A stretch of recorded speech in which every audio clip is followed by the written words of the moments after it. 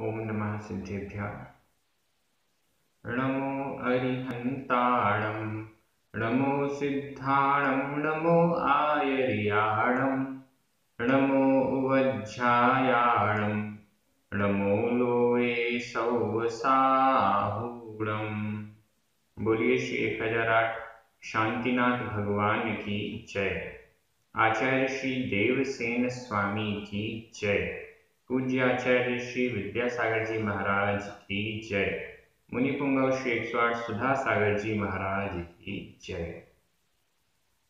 हम सभी का ये परम सौभाग्य है कि आज से एक महान ग्रंथ जो कि आध्यात्मिक चेतना का विकास करने वाला है, ऐसा तत्वसार नामक मूल ग्रंथ भी हम जिसे कह सकते हैं प्राकृत जैनागम का, ऐसा तत्वसार ग्रंथ प्रारंभ हो रहा है।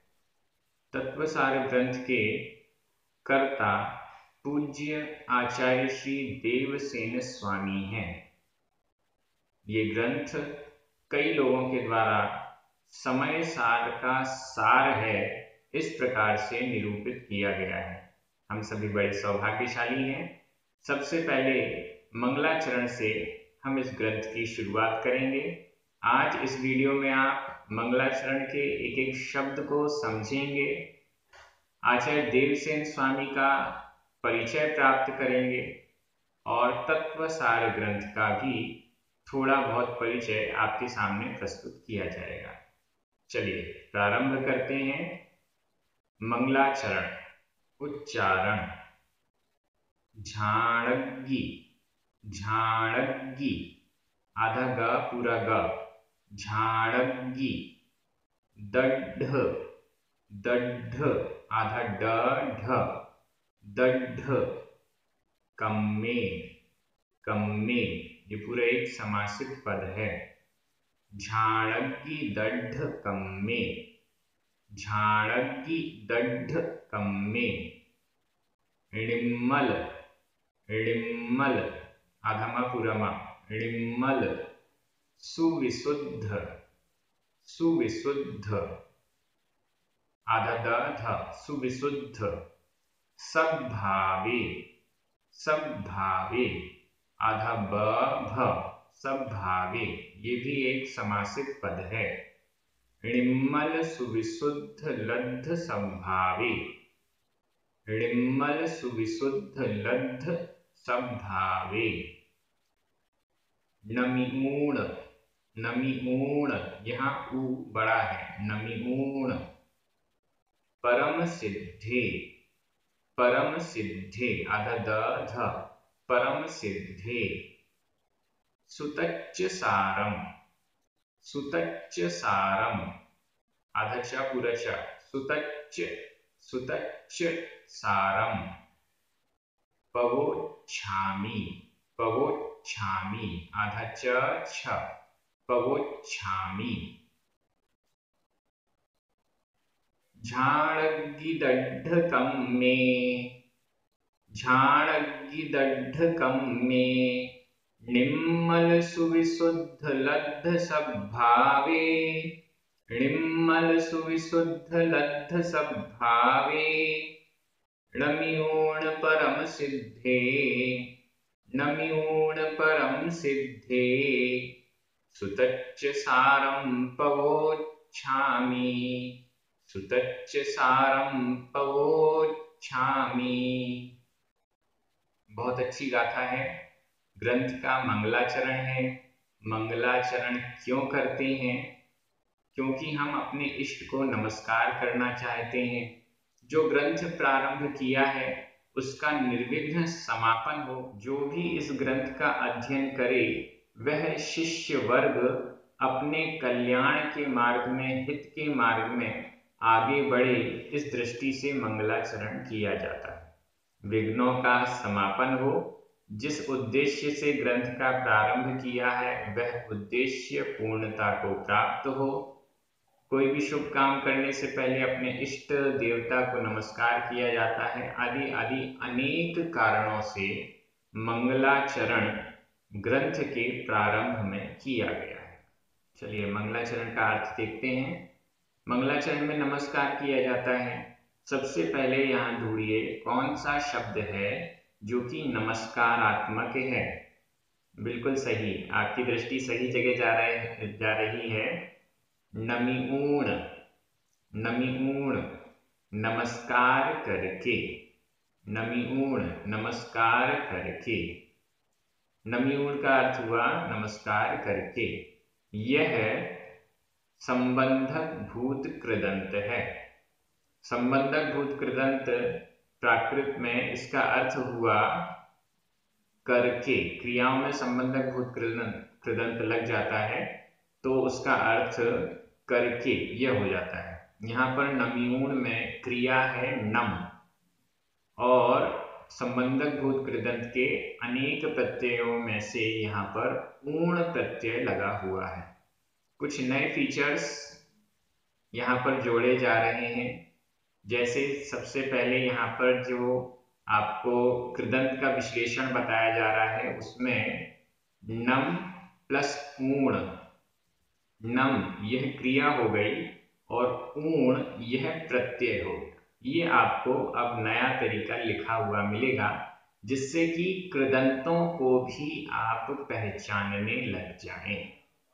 तो यहाँ मूल क्रिया है नम और इसमें कृदंत का प्रत्यय जुड़ा है ऊण। करके अर्थ के लिए नम क्रिया का अर्थ हुआ नमस्कार करना और ऊण प्रत्यय तो नमस्कार करके, ये इसका अर्थ हो गया। अब आप कभी नहीं भूलेंगे नमिऊण नमस्कार करके। नमस्कार करके किसको नमस्कार करके, अब ये प्रश्न आएगा। परम सिद्धे, परम सिद्धे, परम सिद्धों को। परम यहां मां पूरा है। परम, परम यानी उत्कृष्ट, सिद्धे सिद्धों को, जो उत्कृष्ट हैं श्रेष्ठ हैं ऐसे सिद्धे सिद्धों को। यहाँ पर परम सिद्धे यह द्वितीय विभक्ति का बहुवचन है। नमस्कार के अर्थ में चतुर्थी विभक्ति का भी प्रयोग होता है। जिसको हम नमस्कार कर रहे हैं उसके लिए चतुर्थी विभक्ति का भी प्रयोग होता है और द्वितीय विभक्ति का भी प्रयोग कई बार होता है। परम सिद्धे, परम सिद्धों के लिए नमिऊण नमस्कार करके क्या क्या करेंगे। सुतच्च सारम पवोच्छामि, पवोच्छामि कहूंगा, पवोच्छामि कहूंगा। यह भविष्यत काल उत्तम पुरुष एक वचन का क्रिया रूप है। पवोच्छामि, यहां पर प ये उपसर्ग लगा हुआ है, वोच्छ ये क्रिया है और मी ये प्रत्यय है। वोच्छ क्रिया के साथ, वोच्छ जिन क्रियाओं में अंत में आधा छ और छ, ये वोच्छ क्रियाओं के साथ, वोच्छ आदि क्रियाओं के साथ जब हमें भविष्यत काल का रूप बनाना है तो उसमें मी आदि जो प्रत्यय हैं वो जोड़ देने पर वो भविष्यत काल का रूप भी बन जाता है। वर्तमान काल का रूप भी इसी प्रकार से बनेगा और भविष्यत काल का रूप भी इसी प्रकार से बन जाएगा। तो पवोच्छामि का अर्थ वर्तमान काल में भी लिया जा सकता है और भविष्यत काल में भी लिया जा सकता है। यहाँ पर क्योंकि वो संकल्प ले रहे हैं आचार्य, तो वो भविष्यत काल की दृष्टि से कह रहे हैं सुतच्च सारम, सु यानी उत्तम, तच्च सारम तत्व के सार को, उत्तम तत्व के सार को, या फिर ग्रंथ का नाम तत्वसार है तो उत्तम तत्वसार नामक ग्रंथ को पवोच्छामि कहूंगा। पवोच्छामि मतलब कहूंगा। सिद्धों को, परम सिद्धों को नमस्कार करके उत्तम तत्वसार नामक ग्रंथ को पवोच्छामि कहूंगा। उत्तम तत्व के सार रूप तत्वसार ग्रंथ को पवोच्छामि कहूंगा। यह संकल्प वाक्य है। मंगलाचरण करते हुए संकल्प भी लिया जा रहा है कि यहाँ इस ग्रंथ में उत्तम तत्व के सार को कहूंगा। उत्तम तत्व का सार, उत्तम तत्व जो कि पूर्व आचार्यों ने वर्णन किया है। आचार्य कुंद कुंद स्वामी आदि पूर्व के जितने आचार्यों ने तत्वों का वर्णन किया है, उन तत्वों के वर्णन का सार यहाँ प्रस्तुत करने का संकल्प आचार्य देवसेन स्वामी ले रहे हैं। हम सभी का सौभाग्य है जो हमें ऐसा महान ग्रंथ पढ़ने के लिए उपलब्ध हो पा रहा है। ऊपर वाली लाइन रह गई है, परम सिद्धे। परम सिद्धे का विशेषण है ऊपर वाले दोनों शब्द। देखिएगा, परम सिद्धे और झाड़गी दंड कम्मे, यहां पर भी एक ही मात्रा अंत में दिख रही है, परम सिद्धे में भी है। और निम्मल सुविशुद्ध लब्ध सब भावे, यहां भी अंत में एक ही मात्रा दिख रही है, बराबर वही विभक्ति है। परम सिद्धों को, कैसे हैं वो परम सिद्ध, उसका विशेषण, पहला विशेषण झाड़गी दंड कम्मे। झाड़गी, इसका संधि विच्छेद कर लीजिए। झाण ण में छोटा अ, अग्गी छोटा अ, ये दो छोटे अ मिलकर बड़ा अ होना चाहिए, लेकिन अग्गी में आधा गा पूरा गा ये संयुक्त अक्षर है, और संयुक्त अक्षर से पूर्व जो दीर्घ स्वर है वह भी ह्रस्व हो जाता है, छोटा हो जाता है। यह प्राकृत भाषा में नियम है, तो वापस छोटा हो गया। झाण प्लस अग्गी, झाणग्गी। झाण ध्यान, झाण ध्यान, अग्गी अग्नि, ध्यान रूपी अग्नि में दड्ढ जला दिया, कम्मे कर्मों को, जिसने। जिसने ध्यान रूपी अग्नि के द्वारा, जिसने ध्यान रूपी अग्नि के द्वारा जला दिया है कर्मों को, उन परम सिद्धों को। ये समासिक पद है पूरा का पूरा, झाड़गी दंड कम्मे। इसका जब हम समास विग्रह करेंगे तो अर्थ निकल रहा है, ध्यान रूपी अग्नि में दड्ढ जला दिया, कम्मे कर्मों को, कम्म कर्मों को, जिसने उनको, ऐसे उन सिद्धों को।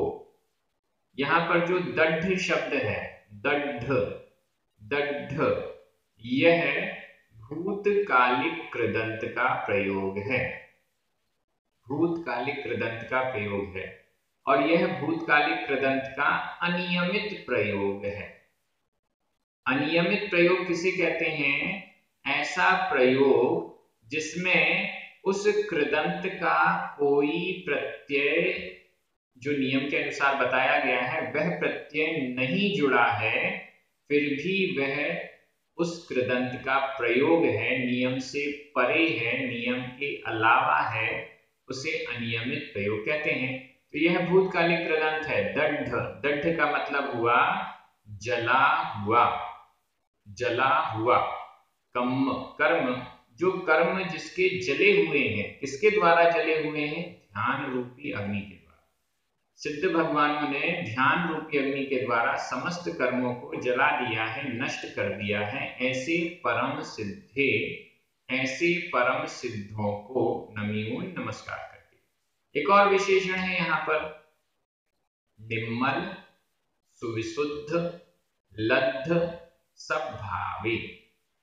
निम्मल निर्मल, सुविशुद्ध सुविशुद्ध, लब्ध, लब्ध का अर्थ होता है प्राप्त, लब्ध प्राप्त, प्राप्त किए हुए, लब्ध का अर्थ हुआ प्राप्त किए हुए। सद्भावे, सद्भाव, सद्भाव, स्वभाव, दोनों अर्थ ले सकते हैं, सद्भाव और स्वभाव। अपने सद्भाव को, सद्भाव का मतलब है सत्य यानी सच्चे भाव, या सद्भाव का अर्थ लिया जा सकता है सत्य यानी सत्ता, सत्ता रूप वाले, अस्तित्व वाले भावों को। और नॉर्मली स्वभाव, स्वभाव शब्द ज्यादा प्रचलित भी है और समझ में भी आ रहा है। स्वभाव को जिन्होंने लब्ध यानी प्राप्त किया है, प्राप्त किया है जिन्होंने स्वभाव को, ऐसे सिद्धों को नमस्कार करके। प्राप्त किया है जिन्होंने स्वभाव को। स्वभाव कैसा है? निर्मल, सुविशुद्ध। निर्मल, निर्मल है और सुविशुद्ध है। जिन्होंने निर्मल, मल से रहित, अशुद्धियों से रहित और विशुद्ध, सुविशुद्ध, उत्तम, शुद्धता से सहित, प्योरिटी से सहित, शुद्धता से सहित, विशुद्धि से सहित स्वभाव को लब्ध यानी प्राप्त कर लिया है, ऐसे परम सिद्धों को नमस्कार करके। ये दो विशेषण हो गए। पहला विशेषण, जिन्होंने ध्यान रूपी अग्नि के द्वारा कर्मों को जला दिया है, ऐसे परम सिद्धों को। और दूसरा विशेषण, जिन्होंने निर्मल और सुविशुद्ध स्वभाव को प्राप्त किया है, ऐसे परम सिद्धों को। यहाँ लब्ध शब्द भी भूतकालिक कृदंत का अनियमित प्रयोग है। जैसे दढ़ शब्द के बारे में कहा गया, वैसे ही लब्ध के बारे में भी समझ लेना चाहिए। तो ये दोनों विशेषण क्लियर हो गए, एक एक शब्द क्लियर हो गया। अब इनकी विभक्तियों पर ध्यान देते हैं। परम सिद्धे, झाड़ग्गी दढ़ कम्मे और सुविशुद्ध लब्ध संभावे, ये तीनों ही द्वितीया विभक्ति के बहुवचन हैं। इन तीनों में द्वितीया विभक्ति का बहुवचन है। नमीऊण, यह तो संबंधक भूत कृदंत है। और सुतच्च सारम, सुतच्च सारम द्वितीया विभक्ति का एक वचन है। सुतच्च सारम द्वितीय विभक्ति का एक वचन है। पवोच्छामी भविष्यत काल उत्तम पुरुष एक वचन का क्रिया रूप है। मुझे लगता है विभक्तियां भी क्लियर हो गई, एक एक शब्द क्लियर हो गया। मैं हिंदी अर्थ कर रहा हूं, आपकी नजर तुरंत प्राकृत शब्द पर जाएगी।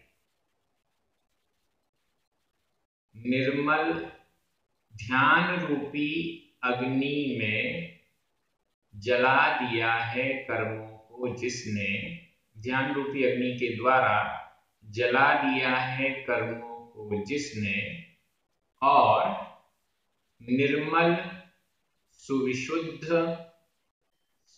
स्वभाव को जिसने प्राप्त किया है, जिन्होंने प्राप्त किया है, ऐसे परम सिद्धों को नमस्कार करके उत्तम तत्व के सार को अथवा तत्वसार नामक ग्रंथ को कहूंगा। ऐसा संकल्प आचार्य देवसेन स्वामी ले रहे हैं। आचार्य देवसेन स्वामी संकल्प ले रहे हैं, हमें भी संकल्प लेना है। हमें भी संकल्प लेना है कि जब तक यह ग्रंथ पूर्ण नहीं होता, तब तक कोई ना कोई हमारा नियम रहेगा। यह बहुमान कहलाता है। जब तक हम ग्रंथ का, जिनवाणी का बहुमान नहीं करेंगे, तब तक, जब तक हम जिनवाणी की विनय नहीं करेंगे, बहुमान नहीं करेंगे, तब तक जिनवाणी का जो ज्ञान है, जिनवाणी का जो उद्देश्य है, जिनेंद्र भगवान की वाणी का जो उद्देश्य है, वो हम तक नहीं पहुंच पाएगा। इस दृष्टि से विनय पूर्वक हमें अध्ययन करना है। जब हम इस वीडियो को देख रहे हैं, इस वीडियो के माध्यम से स्वाध्याय कर रहे हैं, तो व्यवस्थित रूप से बैठें, किसी एक स्थान पर व्यवस्थित रूप से बैठें। टीवी वगैरह सामने ना चल रही हो, कोई हल्ला गुल्ला ना हो रहा हो। एकाग्रता के साथ स्वाध्याय के लिए हमें बैठना है। हमारा आसन अच्छा होना चाहिए, ठोस आसन पर बैठें। बिस्तर पर नहीं बैठें, अशुद्ध स्थानों पर नहीं बैठें, इसका ध्यान रखिए। आपके मुंह में कुछ होना नहीं चाहिए, कुल्ला करके आप आराम से बैठिए। कुछ खाते पीते इस वीडियो को मत देखिए, क्योंकि ये स्वाध्याय का वीडियो है। पूर्ण एकाग्रता के साथ। अब जो अशुद्धि अवस्था में है वो बिल्कुल भी इस वीडियो को ना देखें। जो अशुद्ध अवस्था में है, अशुद्ध स्थान में है, वो बिल्कुल भी इस वीडियो को नहीं देखें, क्योंकि ये स्वाध्याय का वीडियो है। स्वाध्याय की दृष्टि से ही हमें व्यवस्थित होकर पूर्ण विनय के साथ तत्वसार ग्रंथ का स्वाध्याय करना है। यदि आपके पास तत्वसार ग्रंथ की पुस्तक उपलब्ध है तो पुस्तक को साथ में रखिए और फिर वीडियो को देखकर पढ़ने का, समझने का प्रयास कीजिए। बहुमान की दृष्टि से हमें कोई ना कोई नियम लेना है। गाथाएं इसमें कम हैं और लगभग 2 महीने में यह ग्रंथ पूर्ण हो जाएगा। तत्वसार ग्रंथ में मात्र 74 गाथाएं हैं। लगभग 2 महीने में यह ग्रंथ पूर्ण हो जाएगा। जो भी नियम हम ले रहे हैं वो 2 महीने की दृष्टि से ले रहे हैं। शॉर्ट टाइम पीरियड है, कुछ अच्छा सा नियम लीजिएगा। ऐसा नियम जो आपको ध्यान में रहे और जब जब वो चीज आपके सामने आए तो आपको याद आ जाए कि अभी तत्वसार ग्रंथ पूरा नहीं हुआ है। मैंने नियम लिया है कि जब तक तत्वसार ग्रंथ पूरा नहीं होगा तब तक पापड़ पापड़ पापड़ होता है ना, जिसको कभी सेक कर कभी तल के भोजन में लिया जाता है, पापड़ का त्याग रहेगा 2 महीने तक। आप सभी को भी कोई ना कोई नियम लेना है और कमेंट बॉक्स में जरूर लिखना है। जब तक यह ग्रंथ पूर्ण नहीं होता, जब तक इस ग्रंथ के स्वाध्याय की पूर्णता नहीं होती, तब तक कोई ना कोई नियम लेना है। ऐसा नियम लेने से निश्चित रूप से हमारे अंदर शक्ति आती है, विघ्न दूर हो जाते हैं, बाधाएं दूर हो जाती हैं और यह ग्रंथ पूर्ण रूप से जैसा हम चाह रहे हैं वैसा पूर्ण रूप से हम अध्ययन स्वाध्याय कर पाएंगे। इस दृष्टि से नियम जरूर लें, विशुद्धि के साथ विनय पूर्वक स्वाध्याय करें। यहाँ पर आचार्य देवसेन स्वामी का कुछ परिचय मैं आपको प्रस्तुत करना चाहता हूँ। आचार्य देवसेन स्वामी बड़े महान आचार्य हुए हैं। उन्होंने अनेक ग्रंथों की रचना की है। प्राकृत भाषा में प्रायः उनके सभी ग्रंथ हैं। एक ग्रंथ उन्होंने संस्कृत भाषा में भी लिखा है। आचार्य देवसेन स्वामी आज से लगभग 1000 वर्ष, 1100 वर्ष लगभग पूर्व के हैं, 10वीं शताब्दी के हैं। हम अभी 21वीं शताब्दी में चल रहे हैं। 10वीं शताब्दी में आचार्य देवसेन स्वामी हुए हैं। उनके गुरु का नाम, जैसा कि उन्होंने अपने एक ग्रंथ में स्पष्ट किया है, उनके गुरु का नाम आचार्य विमल सेन था। आचार्य विमल सेन। उन्होंने लगभग हर ग्रंथ में कहीं न कहीं, जैसे यहाँ पर मंगलाचरण हुआ, मंगलाचरण में निम्मल सुविशुद्ध, निम्मल शब्द से निर्मल, निर्मल यानी विमल, ऐसे करके प्रकारांतर से उन्होंने अपने गुरु का नाम वहां पर संकेत रूप से दिया है।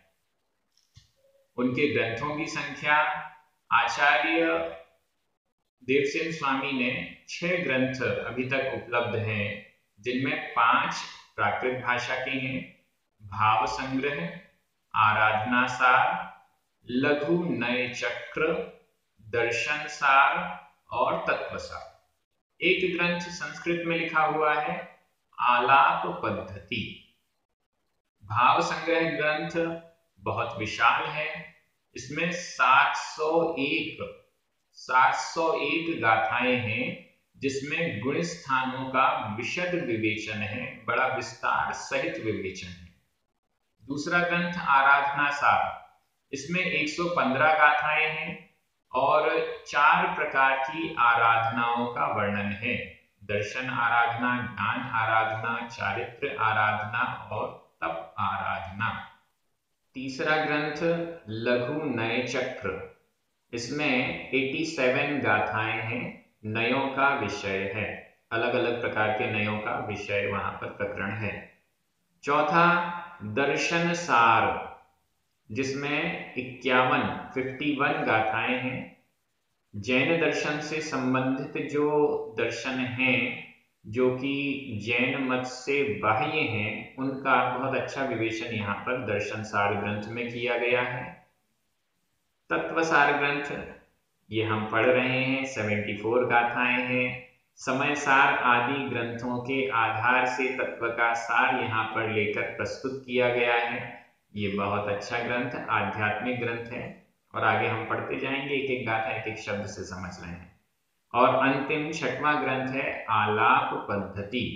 संस्कृत भाषा, संस्कृत गद्य में लिखा हुआ है और बड़ा अच्छा ग्रंथ है यह भी। कैसे हमें जिनवाणी का स्वाध्याय करते समय कौन सा वाक्य किस नय की दृष्टि से है, किस प्रमाण, नय इत्यादि, इन सब की दृष्टियों को वहां पर स्पष्ट किया गया है। तो वो आलाप पद्धति ग्रंथ है, ये भी इम्पोर्टेंट ग्रंथ है और कई बार अध्ययन में ये आता है। मैंने भी जब मैं शास्त्री कर रहा था तब आलाप पद्धति ग्रंथ का स्वाध्याय किया गया था, मुझे पढ़ाया गया था। बहुत अच्छा ग्रंथ है। ये सभी ग्रंथ बहुत श्रेष्ठ हैं, उत्तम हैं। तत्वसार ग्रंथ की बात हम करें तो तत्वसार ग्रंथ प्राकृत भाषा में 74 गाथाएं हैं, आध्यात्मिक ग्रंथ है। इसकी एक संस्कृत टीका भी है, संस्कृत भाषा में एक टीका भी लिखी गई है जो कि भट्टारक कमल कीर्ति जी के द्वारा लिखी गई है। ये भट्टारक कमल कीर्ति 14वीं 15वीं शताब्दी के आसपास हुए हैं। इन्होंने अपने शिष्य अमर सिंह के निमित्त से अमर सिंह को संबोधित करते हुए यह टीका लिखी है, ऐसा उल्लेख उन्होंने बार बार किया हुआ है। इस दृष्टि से ये पूरी मैंने थोड़ा बहुत आपको आचार्य देव सिंह स्वामी का, ग्रंथ का, इन सब का परिचय दिया। आप सभी बहुत अच्छे से पढ़ रहे हैं। रेण सार ग्रंथ, बारसाणुपेक्षा और पंचास्तिकाय का स्वाध्याय बहुत अच्छे से हुआ, सभी ने बहुत रुचि ली। मूल ग्रंथों का यह जो स्वाध्याय है, निश्चित रूप से बहुत बिरले लोग हैं जो इसमें रुचि ले रहे हैं, पढ़ने में, पढ़ाने में। आप सभी बड़े सौभाग्यशाली हैं जो आपको यह ग्रंथ पढ़ने के लिए उपलब्ध हो रहा है। प्रतिदिन हम दो दो गाथाओं का अर्थ यहाँ पर करेंगे। वीडियो लगभग 20 मिनट के आसपास का होगा, इससे ज्यादा का ना हो ऐसा मैं प्रयास करूंगा।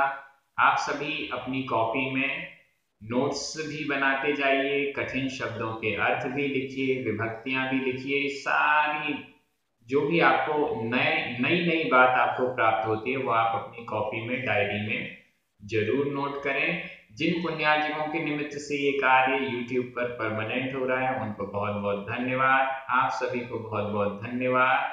सभी को जय जिनेंद्र। जिनवाणी माता की जय।